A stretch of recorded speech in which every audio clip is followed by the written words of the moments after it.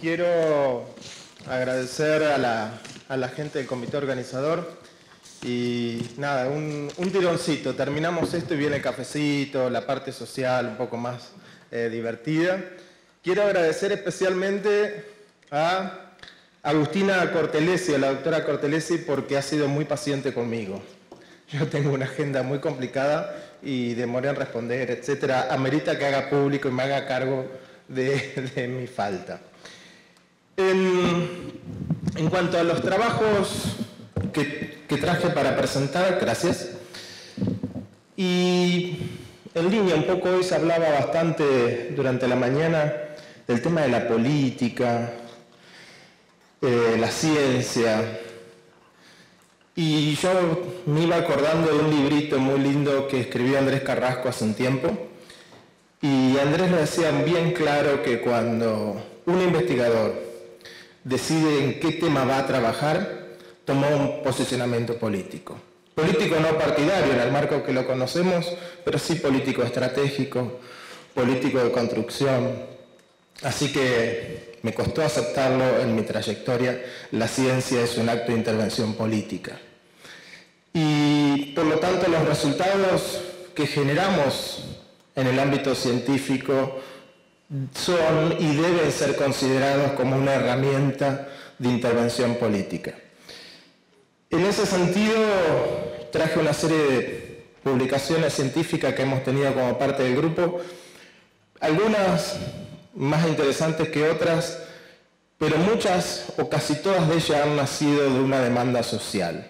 Alguien, un grupo, una persona, una organización que fue al laboratorio y planteó una necesidad. Y eso implicó empezar a trabajar en conjunto para ver qué hacíamos, cómo lo hacíamos, el quién ya sabíamos. Y eso significó muchísimos desafíos, muchísimas herramientas técnicas muy fuertes. Cada uno de estos trabajos tiene años de desarrollo, desde una metodología analítica muy específica, infraestructura, etc. Pero lo más interesante de los trabajos es qué se logró hacer y para qué sirvieron. Eso es un poco el espíritu. Voy a ir un poco más rápido y detenerme en algunas cuestiones que considero más interesantes. Ese es parte del grupo de trabajo con un lugar muy particular y de mucho interés para nosotros, que es la Reserva de Pearson. No solo porque representa un sitio que hay que cuidar en la zona periférica de La Plata, sino que era un lugar que le encantaba a la directora del grupo, digamos, que fue Alicia Ronco, y por eso es un poco la bandera que tenemos para trabajar. Indudablemente uno tiene que hablar del modelo de producción, ¿no? Un modelo de producción extensivo. No voy a entrar en infinitos detalles porque ya creo que lo conocemos bastante bien y que tiene tres pilares esenciales. Semillas transgénicas, o mejor dicho, organismos genéticamente modificados, uso de plaguicidas, agrotóxicos, biocidas, como quieran llamarlo, no importa el nombre, lo que importa es que se hable del tema. Y el otro es una metodología de siembra, cómo se introduce eso en el suelo y cómo se van ampliando las fronteras agropecuarias. Miren, estamos en vísperas, y ahora en el mediodía estuve mirando un poco de televisión, con el tema del Plan Argentina contra el Hambre. Y creo que es un desafío que tenemos para trabajar e impulsar desde el área científica, que hay que diferenciar dos grandes cosas. Una es la producción de commodities, esto que tenemos instalado como modelo extensivo, y otra es la producción de alimentos. La clase política tiene que entender que esto, que demanda todo este paquete químico y tecnológico, no necesariamente es alimento. Alimento es otra cosa, es otra forma de producción, tiene que estar basado en la agricultura familiar, y ese también es un desafío que tenemos como científicos de ir y hacer estos planteos y que se multiplique en el campo político. Indudablemente es otro de los problemas que la falta de información. No sabemos desde el año 2013 cuáles son los números ciertos del uso de plaguicidas a lo largo y ancho del país. Desde ese año en adelante son todas proyecciones, estimaciones, calculados, pero a ciencia cierta no sabemos. Sabemos que las bases muy altas, eran alrededor de 300 millones de litros o kilos de formulado. Ya es un número que escapa a cualquier cabeza y que ha seguido creciendo. ¿Cuánto es hoy? No sabemos, porque esa información la brindaban las cámaras que comercializan. Cuando se dieron cuenta que eran víctimas de su propia información, decidieron suspender los datos y desde ese año hasta acá no tenemos información pública, objetiva, científica que nos permita planificar distintas acciones. Siempre decimos que competimos con Brasil, ahí en fútbol, a ver cómo le ganamos Maradona o Pelé, pero hay algo en que los brasileros no nos pueden ganar y somos líderes de la región, que es un número estimado de plaguicidas por cada habitante. Más o menos, para que se den una idea, cada 31 de diciembre tenemos que cargar con 2 bidones de 5 litros de formulados de plaguicidas por habitante por haber vivido ese año en el país. Y esa es la realidad porque si uno habla de millones de litros que se usan, siguen sin imaginarlo. Ahora, cuando uno imagina a cada argentino caminando con sus 2 bidones que le tocan, empieza a tomar dimensión de lo que significa la problemática. Y indudablemente, y algo de eso se habló, este sistema de producción trae aparejado conflictos. Conflictos de gente que dice basta de fumigar, gente que dice nos están enfermando, distintos colectivos sociales, distintos colectivos de docentes rurales, ¿sí? De chicos y chicas que han sido fumigadas. Miren, nosotros hace varios años empezamos a trabajar con este tema de las escuelas rurales. Hemos generado 3 tesis de grado que han sido tomadas como evidencia científica para la disputa judicial que en este momento se está dando en Entre Ríos. Que amparo sí, que amparo no, que decreto del gobernador, en fin, ahí anda la situación. Y es información que ha sido muy útil y que ha nacido de nuevo por la solicitud de una docente rural que dijo me fumigaron y llevó los fumigadores al banquillo y fue la primera causa con sentencia firme en Argentina respecto a fumigación de escuelas rurales, y estoy hablando de Mariela Leiva y el caso particular de Colonia Santa Anita de Entre Ríos. Bueno, con ella iniciamos el camino junto a alguien que les voy a presentar por allá por el final, que es otra de las inspiradoras del tema de escuelas.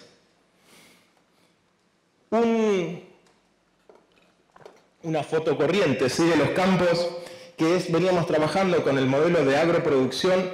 Se le suma indudablemente que esa presión del uso de las hectáreas para el cultivo o monocultivo van expulsando superficies que eran usadas para cría de animales. Y caemos en un sistema ahora también intensivo de cría de animales que, les cuento, hay casos, por ejemplo, en pollos, que hay hasta 12 o 13 animales por metro cuadrado.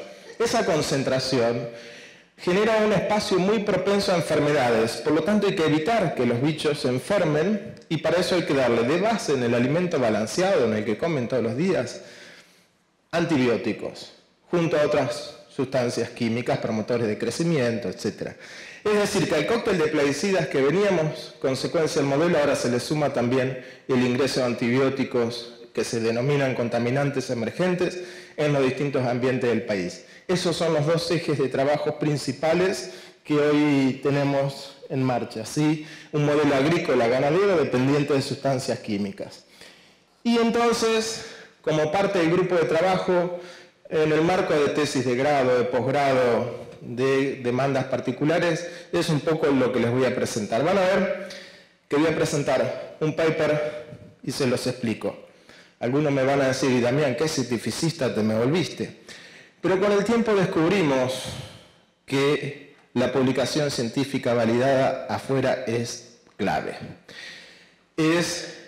Aún así, a veces cuesta en los litigios judiciales o gubernamentales que crean, pareciera ser que hay una cuestión de fe, pero la información científica validada internacional sigue siendo una herramienta clave. Voy a defender a morir el trabajo que podemos hacer en todos los territorios, porque ese es nuestro primer rol.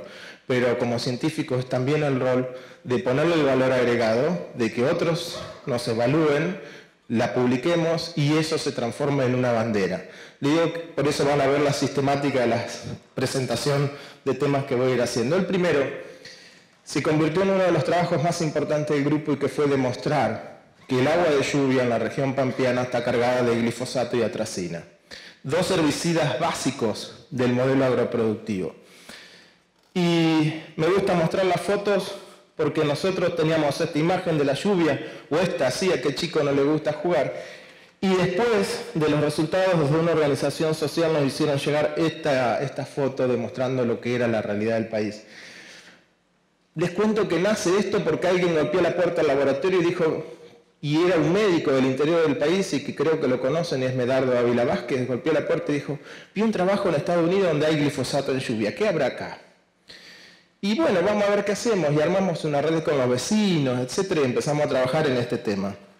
El trabajo fue publicado en la revista científica internacional, muy buena en temas ambientales, y la idea era ver qué pasaba con la lluvia y con los suelos. ¿Qué vínculo había entre lo que estábamos haciendo acá abajo y lo que estaba ocurriendo arriba? Entonces, cada punto de monitoreo de lluvia la acompañamos de un muestreo de suelos en la base. Si miran los circulitos, el tamaño es la concentración y adentro están partidos entre glifosato y AMPA. Esos datos que están ahí son para los suelos en los puntos de muestreo. Estadísticamente vimos que no había diferencia. El glifosato y atracina estaban en todos los suelos agrícolas y sí, se usa, eso era digamos, esperable.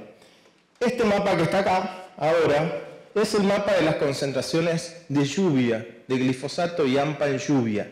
De nuevo, el tamaño del círculo es concentración. Nuestra expectativa era encontrar que lo que encontrábamos en un punto de muestreo de lluvia se asociara con lo que pasaba en su suelo. Y el resultado fue que no había asociación entre los suelos de las zonas de estudio y lo que medíamos en agua de lluvia. Por lo tanto, estamos frente a un fenómeno que era regional, pero lo que sabíamos que no era local. Tenía que ver con otras cuestiones. Buscando información, el glifosato se transporta hasta 100 kilómetros asociado a partículas finas. Pero sí fue la gran sorpresa cuando pudimos evaluar qué pasaba, y si ven el tamaño de los circulitos, aumenta a medida que nos metemos en la región más interior del país, y vimos que la concentración en la lluvia dependía de las isoyetas, digamos, de la dinámica de lluvia de cada lugar. Y de ahí sale un paradigma que tenemos en el grupo de trabajo. Dime dónde vives, diré cuánto glifosato te lloverá. Ese es un poco el espíritu. Esto es muy interesante para poder correlacionarlo, por ejemplo, con problemas de salud, desde el punto de vista respiratorio, porque está hablando del rol que tiene la atmósfera en la concentración y en la capacidad de carga de los compuestos en esa atmósfera. Estas isoyetas, ¿sí? Estas son zonas de la zona de Entre Ríos, Córdoba, ¿sí? ¿Cómo aumenta la concentración?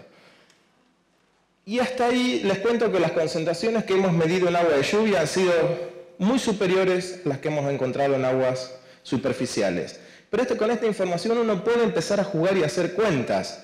¿Cuánto aporta en una lluvia en un lugar? ¿Cuánto recibe un cuerpo de agua? ¿Cuánto recibe un suelo? Etcétera.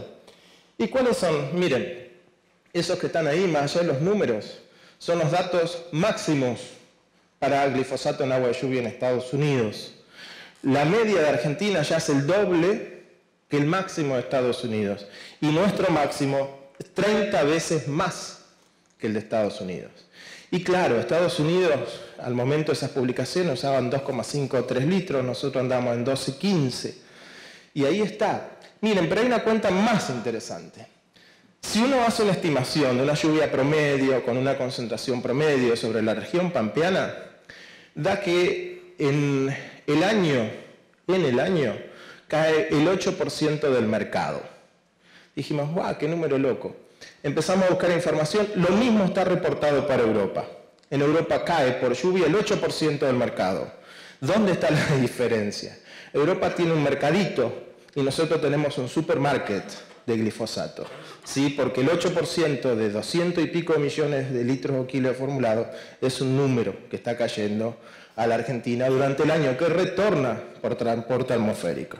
Si quieren hacerlo más gráfico todavía, un vecino que vive en un pueblo de Malvinas Argentinas, Córdoba, después de un evento de lluvia, es tocarle el timbre y decirle, abra la boca, y tirarle el tamaño de una aspirina, 500 miligramos de glifosato activo por vivir ahí, en cada evento. Y ahí empieza uno a tener dimensión de lo que significa el transporte y la movilidad y el alcance del modelo productivo. Los otros dos trabajos dan el marco a grandes cuencas hídricas cuando las podíamos hacer. Les cuento que íbamos a hacer el tercer muestreo de estos trabajos en el año 2016. Y en el 2015 el gobierno actual canceló todos los convenios con universidades nacionales y entre ellos caímos nosotros y nos quedamos sin el muestreo de ese año de la cuenca del Paraná. Dos trabajos que significaron una fuerte articulación con Prefectura Naval Argentina y las distintas estaciones de INTA adentro de la zona de la cuenca del río Paraná. Tomar muestras de aguas y sedimentos de fondo para hacer bioensayo de toxicidad y cuestiones químicas.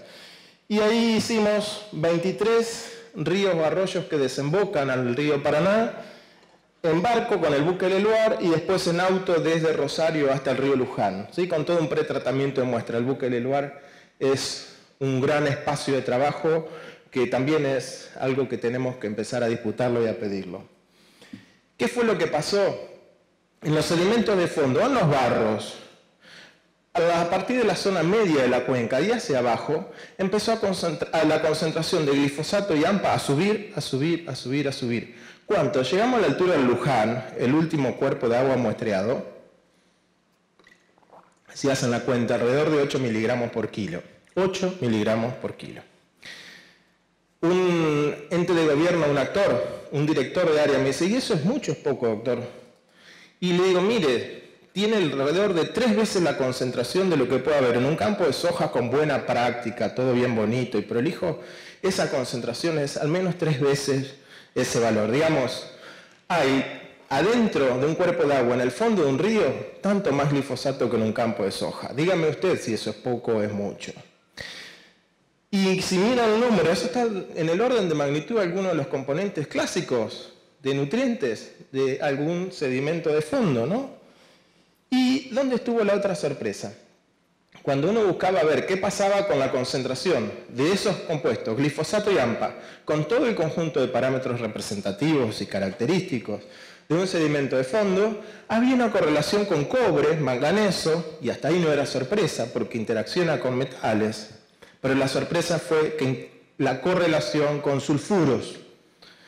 Y hubo que ponerse a buscar, y la doctora Ronco conmigo buscando información. Y oh casualidad, el tema del sulfuro asociado a sedimentos de fondo genera una ampliación en la vida media, en el tiempo que tarda en degradarse un contaminante que dependa de una ruta aeróbica.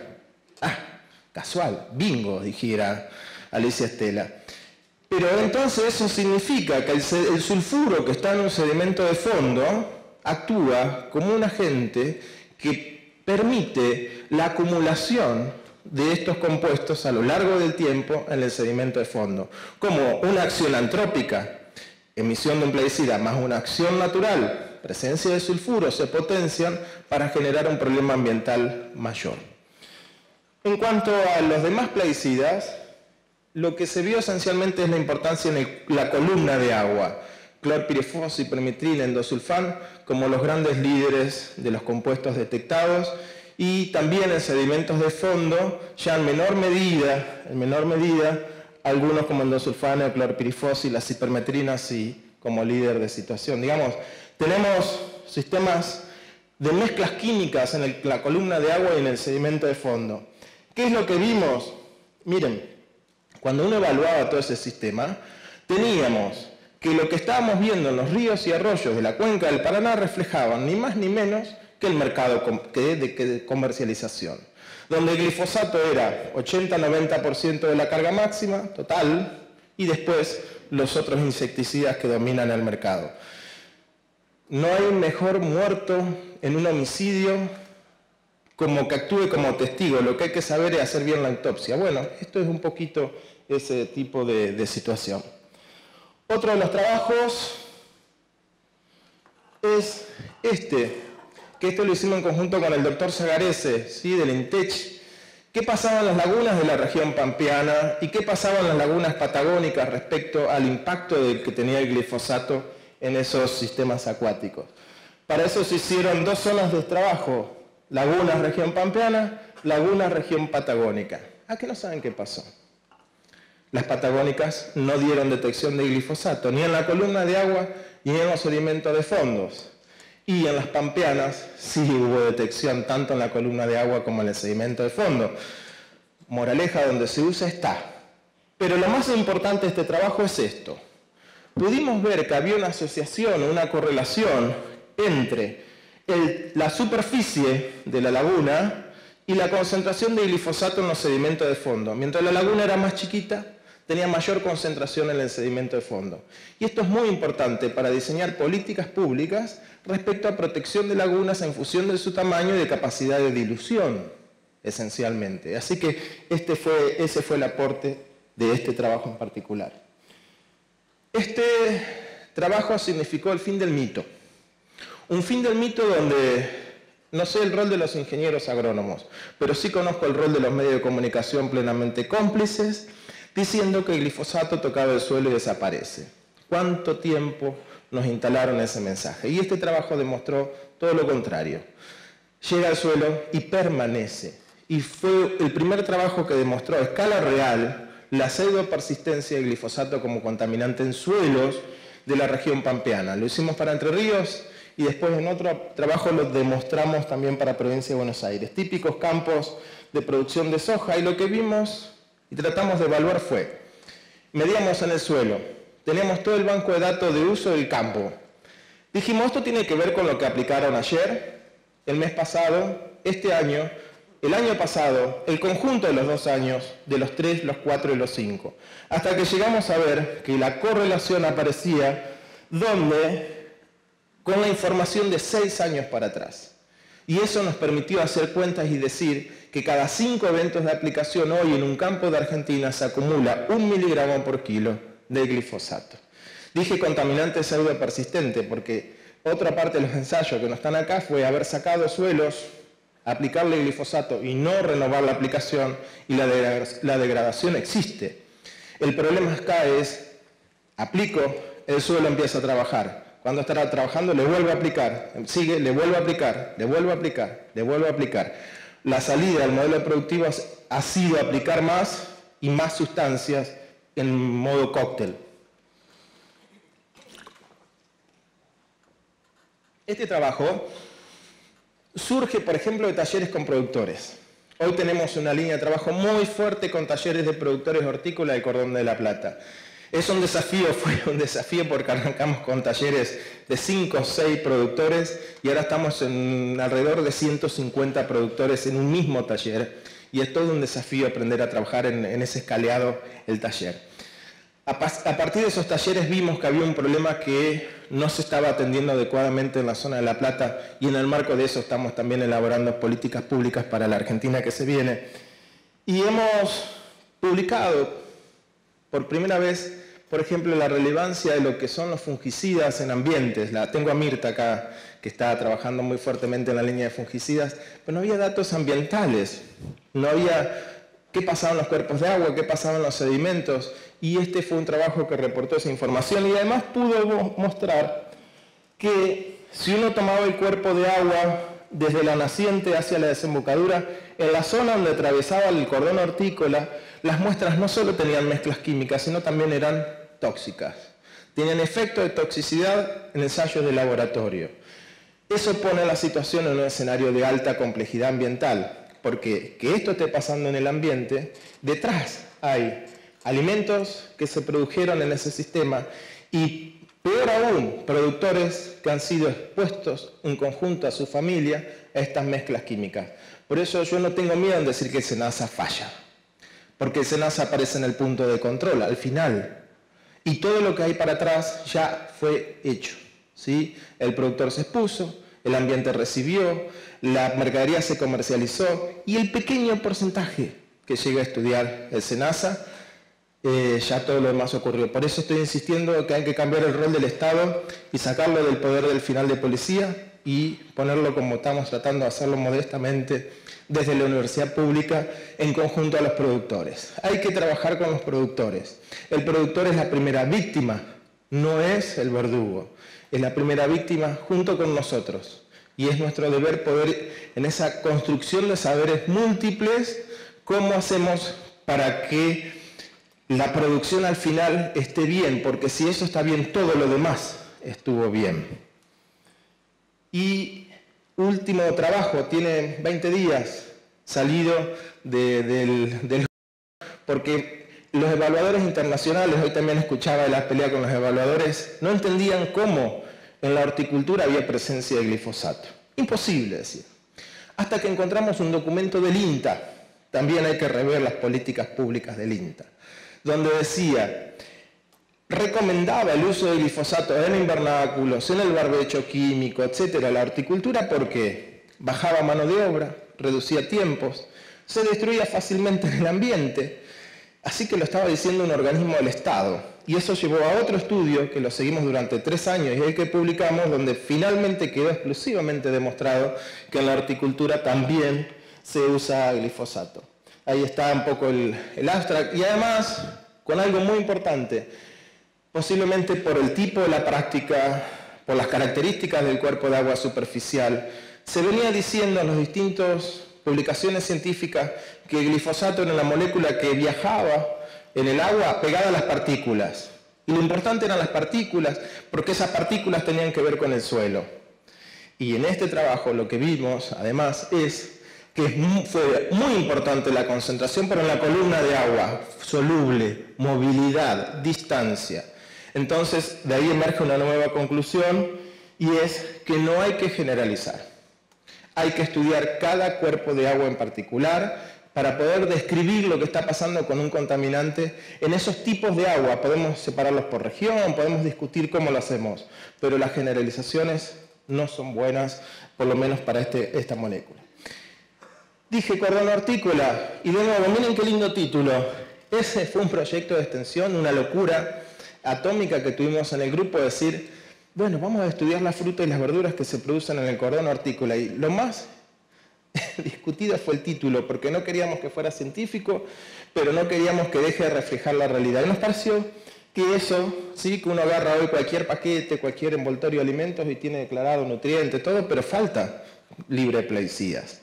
Entonces son los condimentos no declarados, y algo que empezó como algo muy modesto, fue creciendo, terminó en una publicación científica, terminó en articulación con otros investigadores generando la comisión ad hoc de plaguicidas en alimentos de la Red de Seguridad Alimentaria de CONICET, terminó en distintos documentos legislativos que han sido aprobados por el directorio de CONICET y hoy significa una discusión fuerte porque las empresas del agro están cuestionando ese documento y vienen a pedir explicaciones a CONICET y es muy interesante decirle, nosotros estamos en lo cierto porque ustedes no repiensan las cosas. En el espíritu se trató de hacer muestras de productos alimentarios populares. No íbamos a hacer brócoli, no íbamos a hacer algo así muy fino. Lo que circula rápido, lechuga, tomate, zanahoria, naranja, lo que está en todas las casas, porque también era el objetivo ver qué pasaba en el banco alimentario. Los bancos alimentarios, La Plata, Mar del Plata, lo que hacen es el reciclo, reciben mercadería de descarte o con algún defecto, fresca, la cortan, la condicionan, la lavan, la empacan y la distribuyen a comedores escolares, parroquias, etcétera, lugares de alta vulnerabilidad. Entonces era importante articular con el banco alimentario para hacer el diagnóstico de lo que estaba pasando en ese sistema de distribución de alimentos.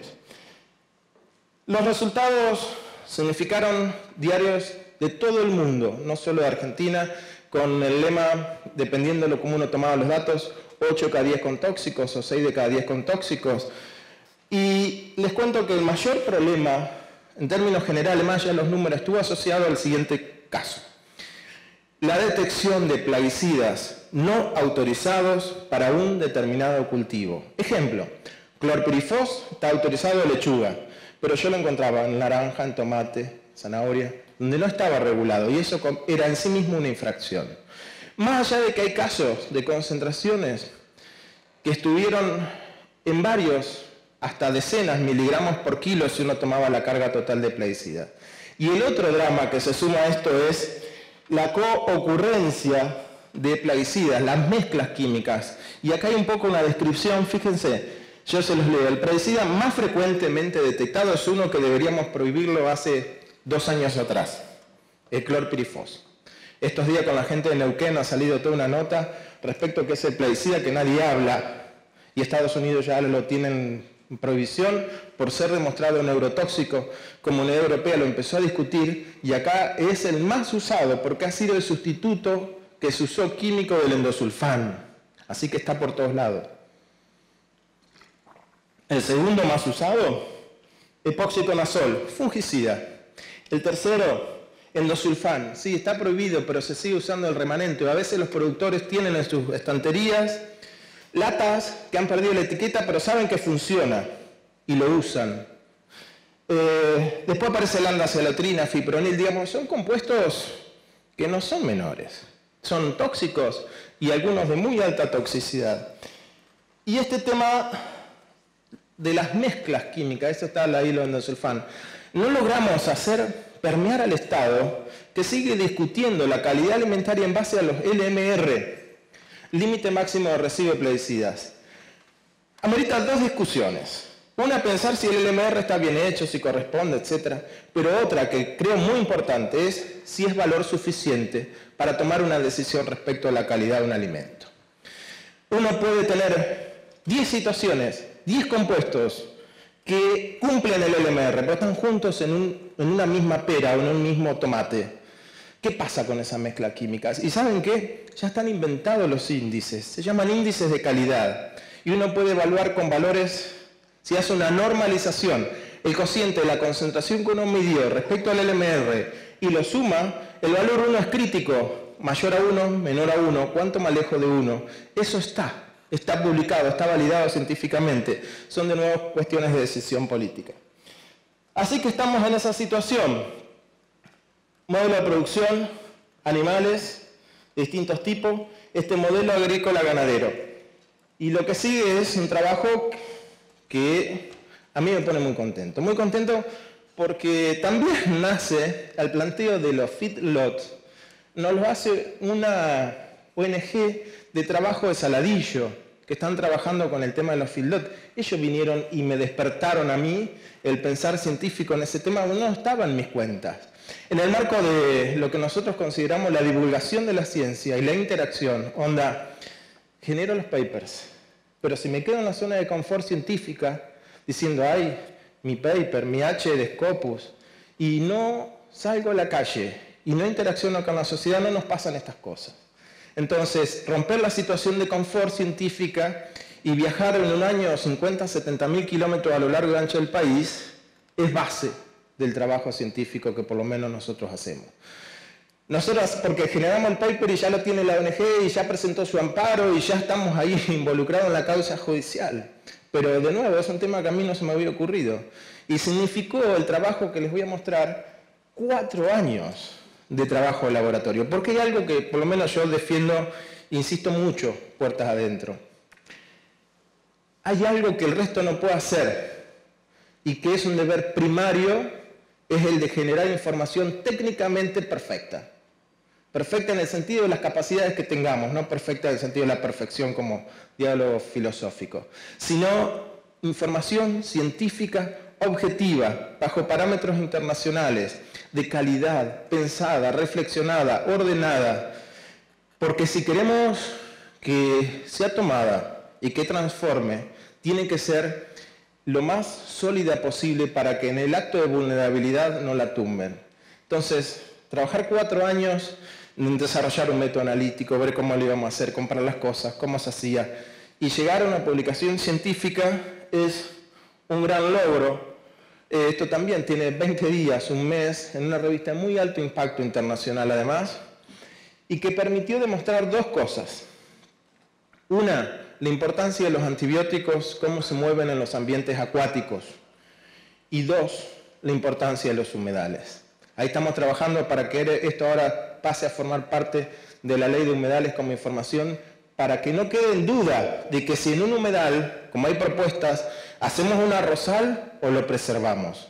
Con este tipo de información científica yo pierdo las dudas y lo único que grito es hay que preservarlo, a tal punto que hoy también decíamos, hay que darse el lujo, ¿saben dónde? En las conclusiones. Cuando vos escribís un trabajo, todo bien sistemático, y te la jugás en las conclusiones, ese es el punto de libertad que por lo menos yo defiendo frente a los referees. En las conclusiones de este trabajo está escrito que es importante preservar a los humedales. En los del Delta del Paraná está escrito en las conclusiones que lo que pasa en la cuenca del río Paraná es consecuencia de las actividades agroproductivas, porque lo que se encontraron fueron xenobióticos de origen sintético y antrópico. Y eso es lo que me parece importante pelear y disputar en el momento de la escritura de trabajos. Hemos estudiado en conjunto antibióticos, se los nombro porque los van a empezar a escuchar. Esta semana que pasó, el tesista de esto está en Ecuador toda la semana, en el marco del contexto internacional, ¿sí? El contexto internacional de resistencia microbiana y antibióticos. Del mercado mundial, el 75% de los antibióticos son estos. No son la amoxicilina, no son los que consumimos nosotros. El 75% es esto. Ya hay publicaciones científicas que han demostrado la resistencia microbiana ambiental a estos compuestos. Bacterias que generan bienes y servicios ambientales que nos sostienen la vida están viéndose hackeadas por estos compuestos. Esencialmente en China son los trabajos porque China es el gran mercado de síntesis química que hoy tiene el mundo y obviamente que estos compuestos se sintetizan allí y por lo tanto los efluentes, el tráfico, etcétera, los ingresan en el ambiente mucho más fuertemente que acá con el territorio que tenemos y el uso que es más indirecto.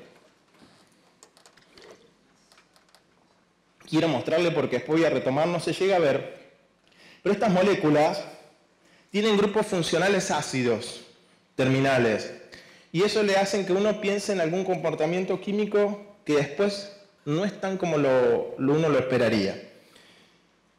Además, y ahí hay unos detallecitos técnicos para jugar un poco, son muy dependientes del análisis. Uno no va a tener el mismo resultado si lo analiza poniéndole un agregadito de algo en el vial del equipo o si no se lo pone. Pero hay algo más complejo. Fíjense esto que está acá, esta curvita que es como una U, por eso digo que son una molécula que tiene mucho problema ambiental. En pH ácido, estoy siendo muy técnico, pero quiero serlo. En pH ácido es hidrofóbica, como la mayoría de las moléculas. Y uno esperaría que a medida que se vuelva alcalina, como tiene un grupo carboxílico, se vuelva más soluble en agua, pero no, estas moléculas pegan sodio a pH alcalino y vuelven a ser hidrofóbicas. Y el problema que tienen, esta es la KD, que está acá, ¿sí? La constante de distribución, es que alrededor de pH 7 tienen el KD más bajo, mayor solubilidad en agua. Estáis de nuevo. Glifosato, sulfuro, antibiótico, pH de aguas naturales. Si estoy en condiciones de un pH óptimo para que se movilicen en cuerpos de aguas naturales, nos pusimos a explorar un poquitito qué pasaba con eso. El estudio lo hicimos en una cuenca muy grande, río Uruguay, río Paraná, río Gualeguay. Todo este sistema drenando al delta del Paraná. Y la parte específica de feedlot, toda la zona de Saladillo y alrededores. ¿Sí? Imagen típica de los criaderos de las naves de pollo inmersas en los sistemas acuáticos. ¿Qué es? Fíjense que hicimos 123 muestras, creo que es el dato que tenemos, no son 2 o 3, fue un estudio de mucho tiempo, y clasificamos los cuerpos de agua como ese arroyito chiquito que recibe la primera escorrentía del criadero, el río Gualeguay, en segunda instancia, que recibe todo el goteo de los ríos chiquitos, y el humedal como otro gran sistema de agua. Ahí hay mostrados río Paraná, río Gualeguay, río Uruguay, ¿sí? Como parte de ese mapa. Les cuento, ahí hay datos de concentraciones. En los cuerpos chiquitos de agua encontramos hasta del orden de 4 o 5 microgramos por litro, ppb. Y en los cuerpos grandes de agua, como el Gualeguay, encontramos alrededor de 50, 100, 200 partes por trillón, pero de la magnitud que tiene el cuerpo de agua Gualeguay, perdón. ¿Y qué vimos? Esto es muy importante. La concentración de los compuestos en el agua correlacionó con el pH del cuerpo de agua. Y claramente de nuevo en la misma situación. La emisión de un xenobiótico que interacciona con parámetros físico-químicos naturales y eso se potencia. El pH como un condicionante de la movilidad. Y lo otro, que es clásico, materia orgánica disuelta. Mientras aumenta la materia orgánica, está aumentando la movilidad de estas moléculas. Y nos pusimos a hacer cuentas, así como hice la de glifosato, esta cuentita nos pareció muy útil. Si uno tomaba las concentraciones del caudal promedio del río Gualeguay, solo el Gualeguay, da que recibe alrededor de 8 miligramos por segundo el humedal del delta del Paraná. ¿Saben lo maravilloso de esto? Que en el humedal no hubo detecciones considerables de antibióticos. Solo de todas las muestras, una sola detectable, no cuantificable. ¿Quién pone en discusión el rol que está teniendo el humedal? Y ahí pongo aún, porque tienen también su capacidad limitada. Se sabe que los humedales artificiales, alrededor del 50% tienen la capacidad de remoción, sí, en el estudio de laboratorio a escala piloto. El humedal está trabajando gratis, mientras nosotros hemos viajado acá, hoy paramos a almorzar, ahora estamos acá, el humedal sigue purificándonos el agua de manera gratuita. Así que tenemos este escenario, sistemas de producción agrícolas extensivos, más conflictos sociales o socioambientales. No sé si son conflictos, yo creo que son derechos vulnerados, pero bueno. Tenemos sistemas de producción de carnes bajo plena acción química que genera bacterias tipo Superman, superbacterias, en realidad es el nombre que uno habría que darles. Y eso es lo que está ocurriendo en este momento. Amerita una serie de reflexiones y con esto ya inicio el cierre, no sé cómo vengo de tiempo, nadie me dijo nada, yo sigo hasta que apagan la luz. Una serie de reflexiones tratando de retomar el origen de las cosas. Tenemos ambientes contaminados con plaguicidas y tenemos ambientes contaminados con antibióticos. Escenarios ambientales adversos. No sabemos qué va a generar esa mezcla química. Y por lo tanto tenemos que seguir trabajando y mucho. Y yo me pensaba en estos días, ¿de dónde vengo? ¿Por qué hago lo que hago? Y me acordé de dos mujeres. Para que uno entienda la diversidad de cosas y de seres y de sensaciones que uno tiene en la construcción de lo que es hoy y que posiblemente no sea mañana. La primera, Alicia Ronco, creo que muchos la conocen.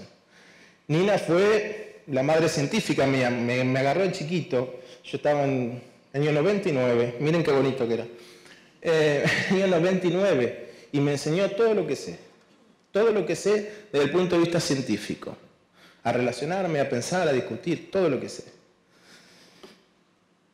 Y en el año 2015 me crucé a Ana Zabaloy. Ana, docente rural, Ana fue a una audiencia pública a pedir agua por los pibes, porque el agua tenía arsénico, tenía plaguicidas en la escuela rural y el Estado del municipio no se lo daba. Ana fue fumigada yendo a una de esas escuelas con su bicicleta y su guardapolvo blanco, fue fumigada con 2,4-D. Tuvo una parestesia, tuvo unos problemas de salud muy serios. Años más tarde Ana termina con un cáncer y muere este año. Uno, cuando la veía a Ana, vos le decías, Ana, ¿cómo andás? Bien, porque así no perdía tiempo, porque automáticamente te iba a hablar de los pibes, de la escuela rural, de la lucha docente. Ana nunca te dijo, ni nos dijo con los que habló, me siento mal, se puso en víctima. Te decía, hola, y vamos a los bifes a hablar por los que necesitan.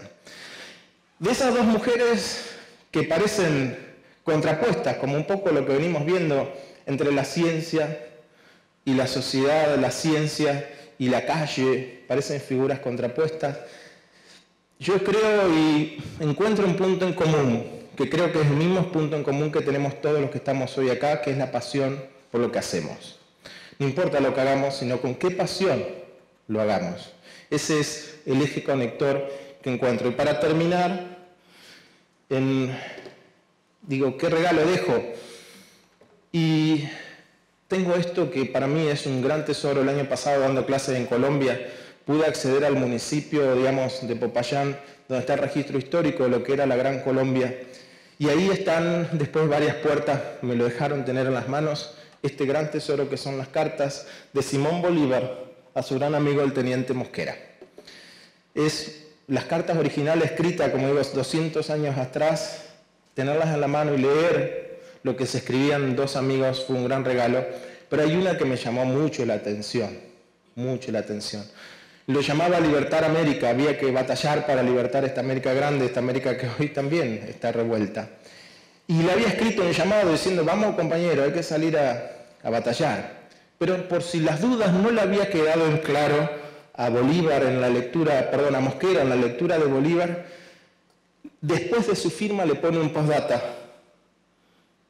Y dice esto, ahí está el postdata, en letra original de Bolívar, y dice, ya es tiempo de obrar, porque no hay más esperanzas. Yo creo que si una misión tenemos, todos, es volver a los lugares de trabajo, habiendo compartido un montón de experiencias y seguir obrando, porque hay mucha demanda, mucho atropello y hay una necesidad fuerte de recuperar la esperanza perdida. Así que, gente, muchas gracias.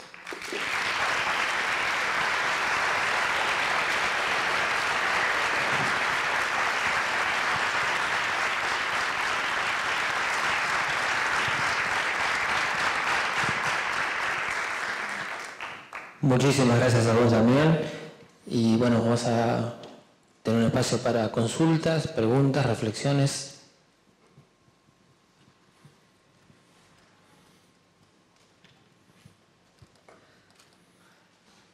Nos ha dejado muy vapuleado. Hola, ¿qué tal, Damián? Muy bueno todo, la verdad, muy interesante y completo. Y la verdad que es un golpe bastante fuerte todo. Dentro de yo de clase en la licenciatura de Ciencia del Ambiente y lo primero que digo es el principal problema que tenemos es este seguramente en Argentina.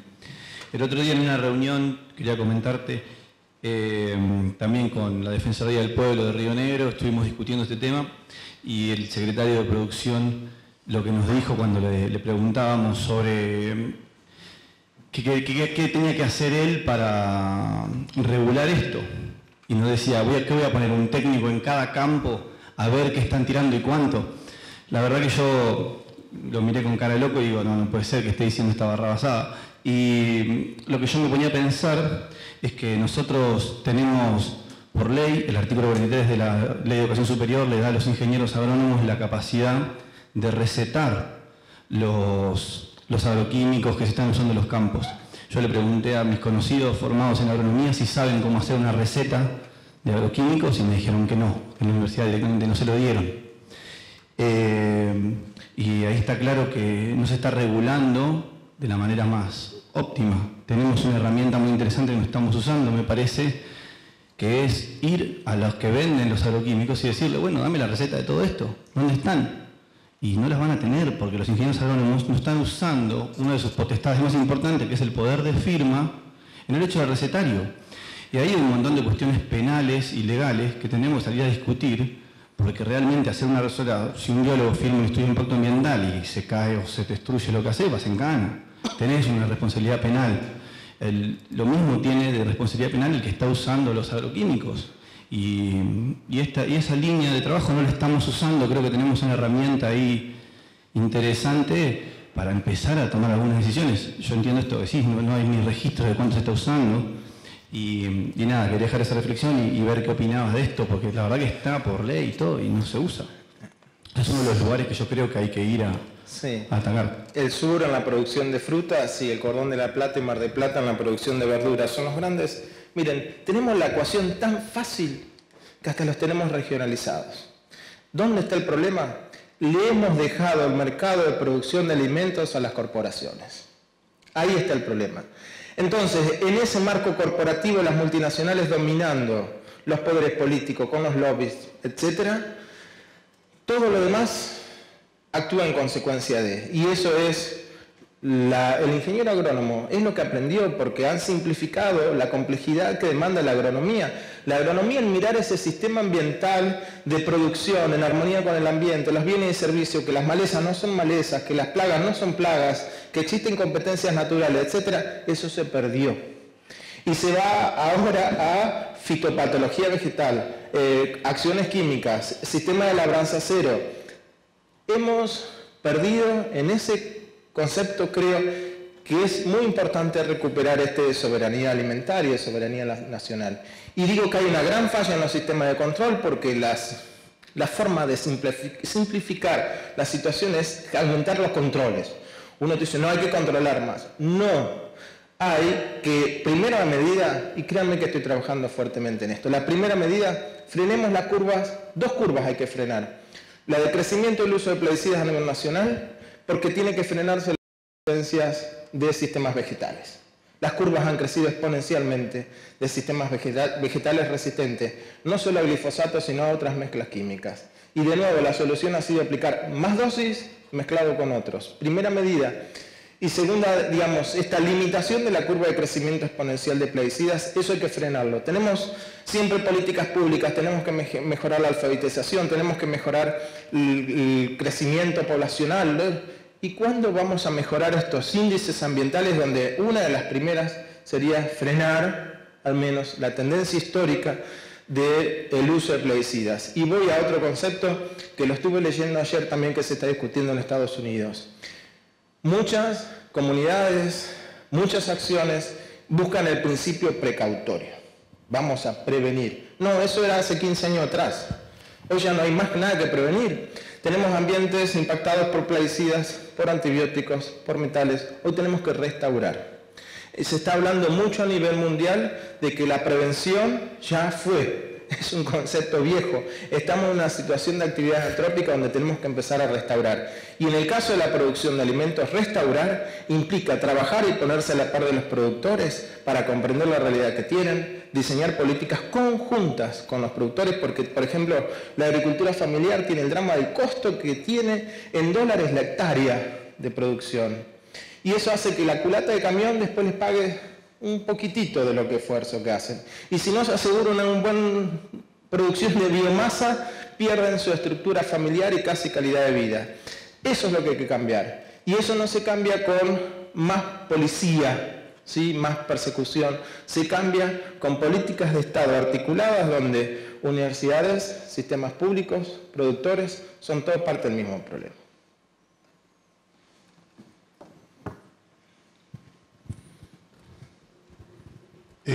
Hola, yo por un lado quería agradecerte la charla, me resultó muy buena y muy interesante. Y por otro lado, quería hacer un comentario con respecto al tema. En varias oportunidades hablaste del modelo productivo y un poco quería una reflexión en torno a eso. Por lo siguiente, en los últimos tiempos hemos visto datos, inclusive en muchos papers de agronomía, donde analizan que la producción actual no se ha incrementado, como se dice, por el modelo productivo. Es decir, se ha incrementado porque hemos podido cultivar más hectáreas, pero el rendimiento por hectárea sigue siendo más o menos tan bajo como el que teníamos cuando se buscaban esas plagas naturales o controles naturales. Entonces, digo, yo estoy de acuerdo con la cuestión de los controles, que hay que simplificarlo y hay que buscarle la vuelta. Lo que digo también es, ¿se podrá o estamos a tiempo de discutir este modelo y irlo cambiando? Ahora estamos en una etapa que se abren propuestas agroecológicas que entran en conflicto con esto. Y si uno analiza la cantidad de alimentos que produce una explotación agroecológica, es realmente el número de biomasa quizás más alto que lo que produce un campo de soja, por ejemplo. Entonces, ¿hacia dónde estamos yendo? Y la pregunta o la reflexión es si hay mecanismos para frenar esta dirección. Gracias. No, gracias a usted. 2 o 3 cosas que se me vienen a la cabeza. Una es que tenemos, insisto, voy a insistir con esto hasta que no lo logre instalar a nivel nacional, separar el concepto de producción de commodities y de producción de alimentos. Eso hay que separarlo, hay que trabajarlos de manera distinta. Son 2 cuestiones totalmente distintas. Y lo otro que los chinos son chinos, pero no son tontos, ¿eh? Ya hay evidencia y por lo tanto hay una alerta largada, por eso Argentina tiene que prepararse, si va a ser resiliente, el estar preparado para que el contenido, por ejemplo, la soja se usa como fuente de proteínas, pero el contenido de proteína de la soja actual, donde el insumo químico viene inorgánico y hay que hacer todo un proceso en la eficiencia de fijación de ese nitrógeno orgánico, el nitrógeno orgánico no es la misma que si ya lo tiene biodisponible como nitrógeno orgánico. El contenido de nitrógeno proteico hoy, de la soja de hoy, es muy inferior al que tenía hace 10 años atrás. Para lograr la producción de biomasa animal hace falta muchos más kilos, por ejemplo, que lo que hacía falta en otras épocas. Y muchos más kilos que además van acompañados de sustancias químicas, plaguicidas. Eso significa un riesgo a la hora de la cría animal asociada también a la producción de granos. Yo creo que trabajamos mucho con agroecología, no presenté nada acá, tengo 2 tesis en marcha, una a punto de terminar y otra muy avanzada en lo que son biofumigaciones como alternativa al uso de las fumigaciones con bromuro de metilo. Y muchísimo con los productores, porque estos talleres que les comento, ¿dónde está la gracia? Nosotros vamos, explicamos esto, pero en el marco de los productores agroecológicos son los que dan el cierre del taller. Y entre ellos, cuando uno químico ve que el compañero agroecológico le está yendo muy bien y la pasa mejor porque no tiene deudas, empiezan a... Ay, ¿no me explicaste un poquito de eso? Y también hay que ser realista y es, como digo, la agroecología hay que ponerla acá adelante, como la zanahoria y la tortuga para caminar. Es esa utopía a la que hay que ir, pero no sé si vamos a llegar, pero tiene que servir para caminar.